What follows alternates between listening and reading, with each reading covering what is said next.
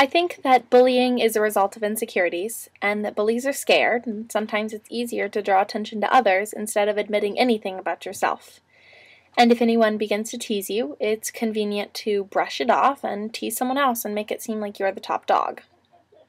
But according to itgetsbetter.org, 9 out of 10 LGBT people have been harassed at school, which is the place where people are supposed to feel safe. Why do LGBT students get the short straw and become the target? Being gay, lesbian, bisexual, transgender, or straight does not define who you are.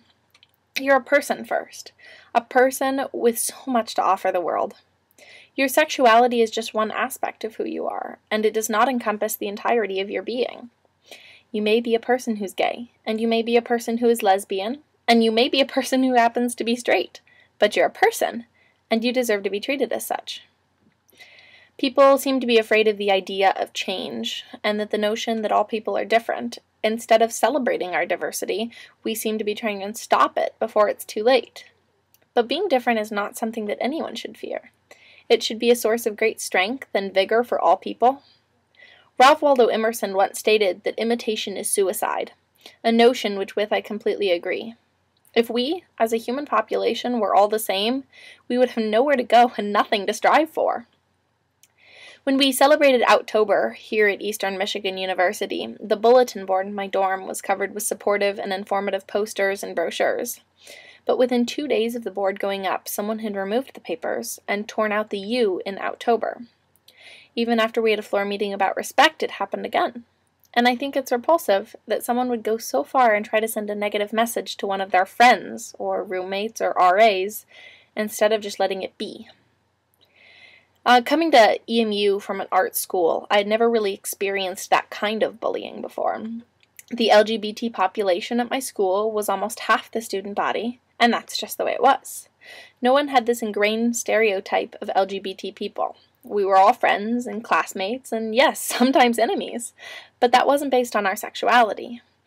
I know from personal experience that it's possible to have a school environment free of homophobic bullying, because I've been there. Once you get past having any preconceived notions about another person, they're human, and you get to just appreciate that.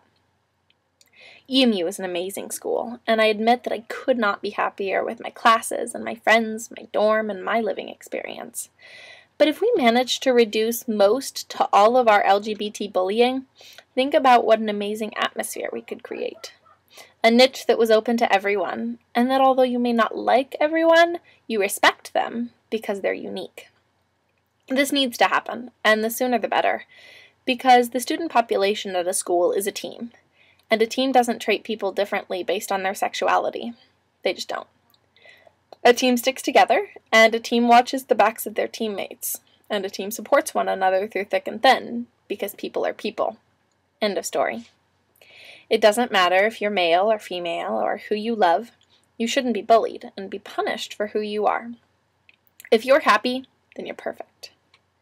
If you're watching this and you disagree with me, it's fine. I'm not going to try and change your beliefs, as I ask you not to try and change mine. Everyone is entitled to their own opinion, but I do ask you to be respectful.